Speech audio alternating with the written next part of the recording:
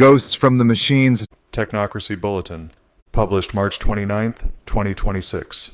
3 weeks ago, rumors began circulating that Israeli Prime Minister Benjamin Netanyahu had been killed in his country's escalating war with the Islamic Republic of Iran after his early March video address appeared to show him with 6 fingers on his right hand.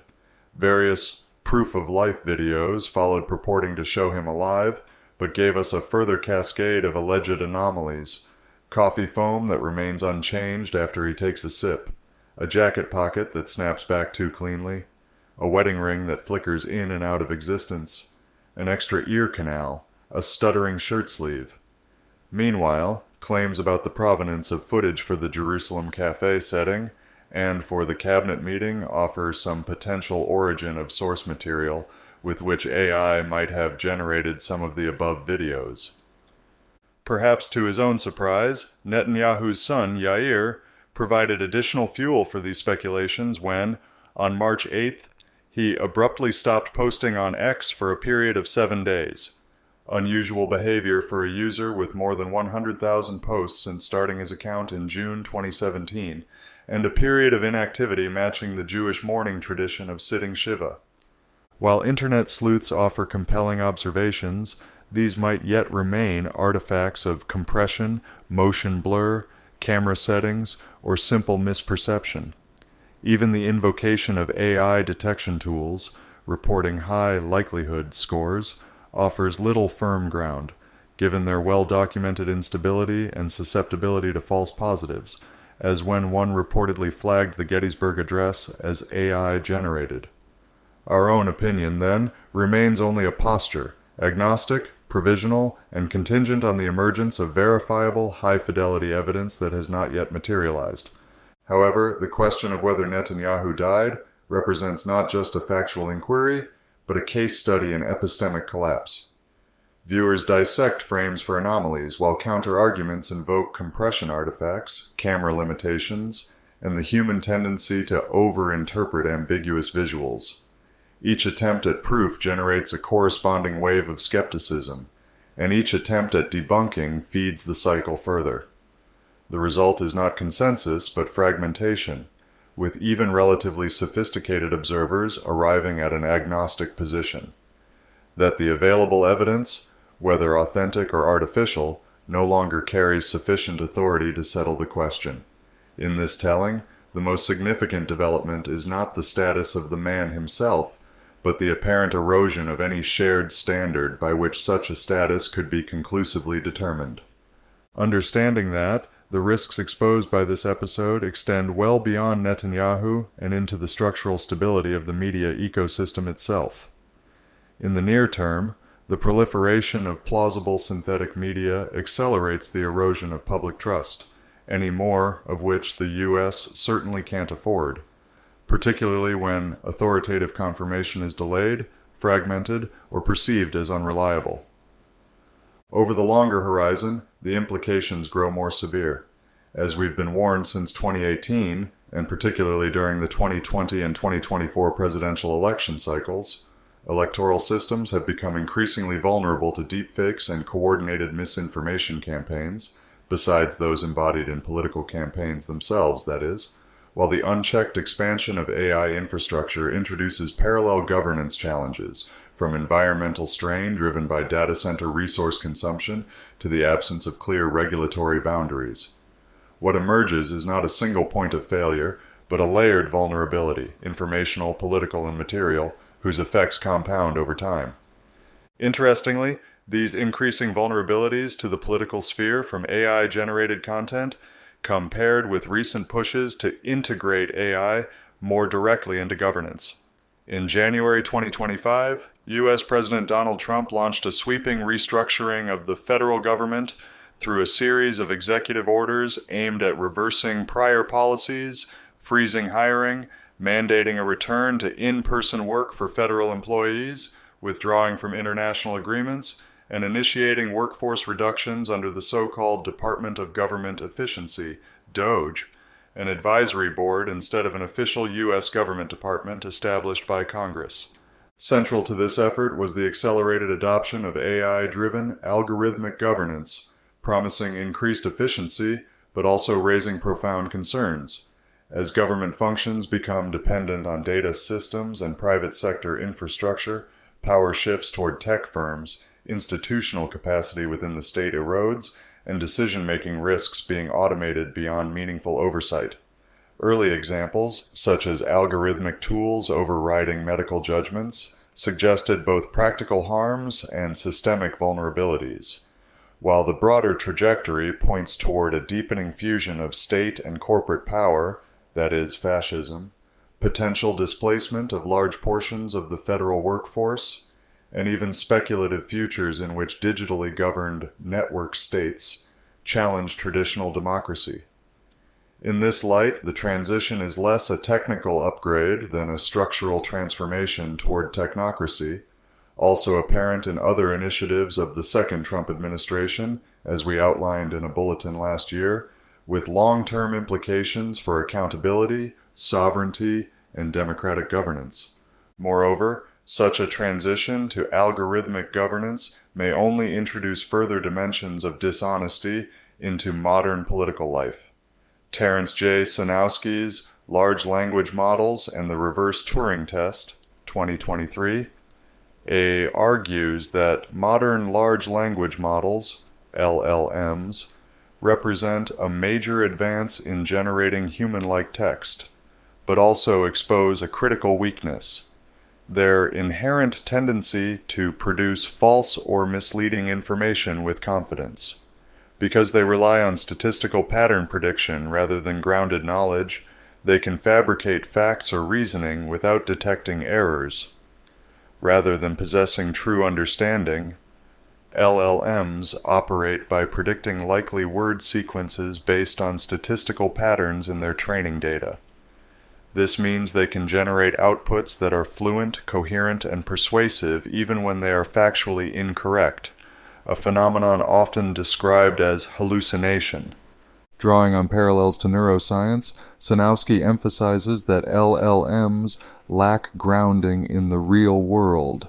They do not verify claims, access truth directly, or maintain stable internal models of reality.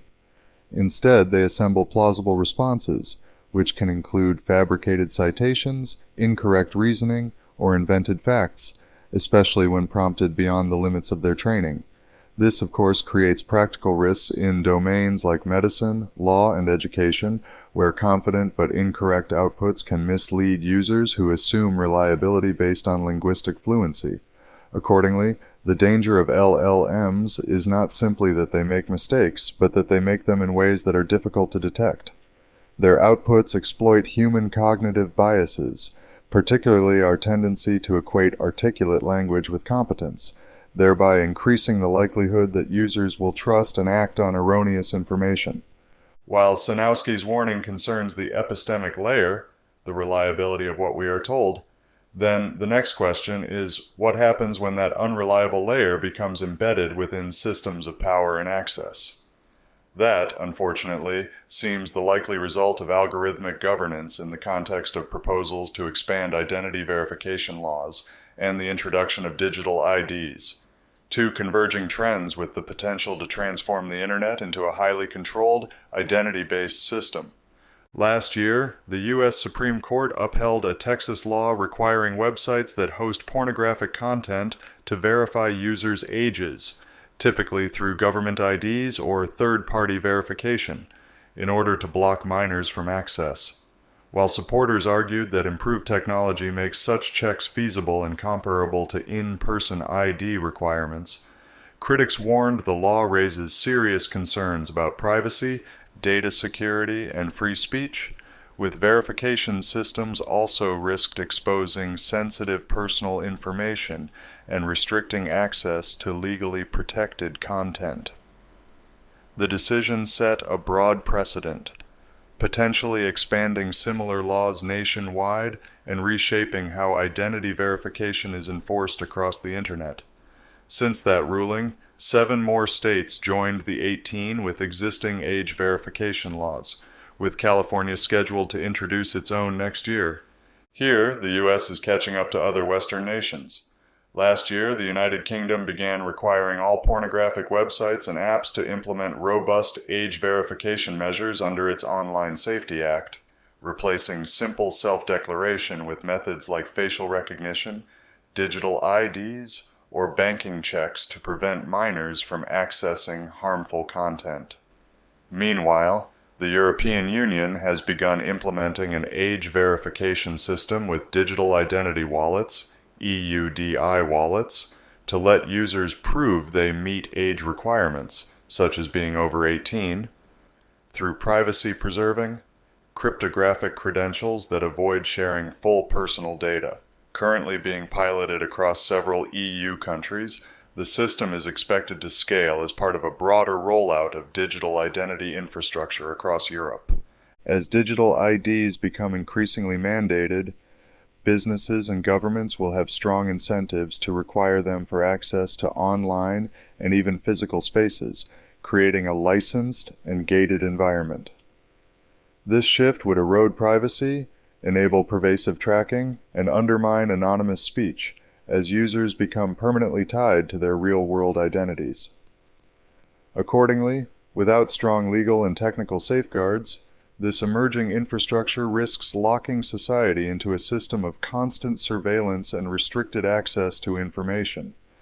The problem, then, is not merely that algorithmic systems can generate convincing falsehoods, but that these same systems are increasingly being positioned to mediate who is allowed to speak, see, and participate at all. Of course, the irony shouldn't be lost on us that governments would introduce them to, in part, prevent their citizens from doing precisely what the State of Israel, which already has a digital ID to access government services, appears to have done with its recent releases of Netanyahu's dubious proof-of-life videos.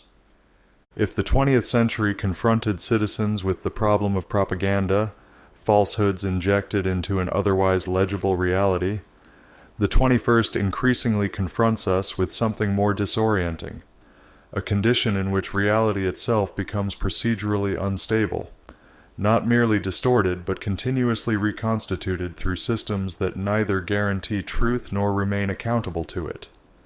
In such an environment, the question, "What happened?" yields less to investigation than to interpretation, and interpretation itself becomes subject to manipulation, amplification, and constraint. At the same time, as certainty dissolves, systems of control are hardening. Identification regimes expand, access narrows, and participation becomes more tightly regulated, even as the informational substrate those systems depend on grows less trustworthy. This inversion is worth dwelling on. Truth becomes harder to verify, even as authority demands more verification from us. The issue is no longer simply whether something is real, but who has the authority to determine that reality and on what basis. Accordingly, we arrive at a paradox. As synthetic media makes it more difficult to believe what we see, emerging identity infrastructures make it increasingly impossible to opt out of being seen. We are given less reason to trust while becoming more exposed.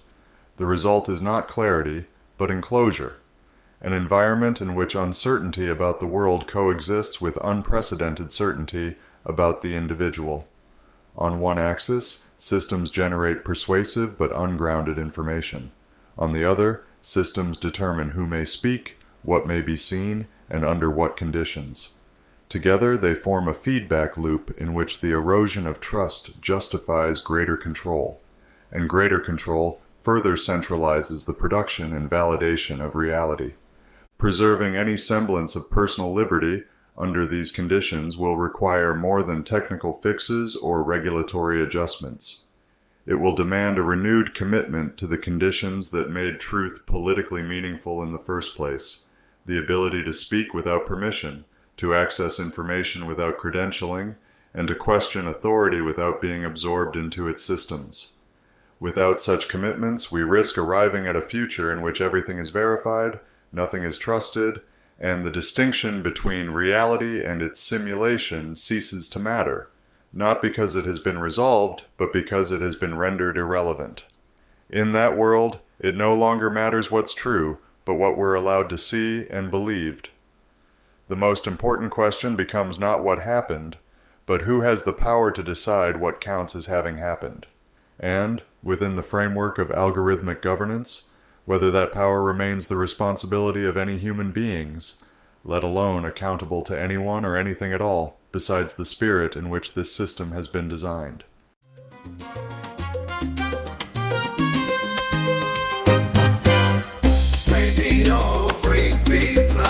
Radio Free Pizza is a reader-supported publication and listener-supported podcast. To see all our work, visit www.radiofreepizza.com or search for Radio Free Pizza on all your favorite social media and podcast platforms. You might even find a button to click that says subscribe. And if you're really lucky, it will let you leave a review. Otherwise, just share a link with your friends or on social media. Thanks for your support. Radio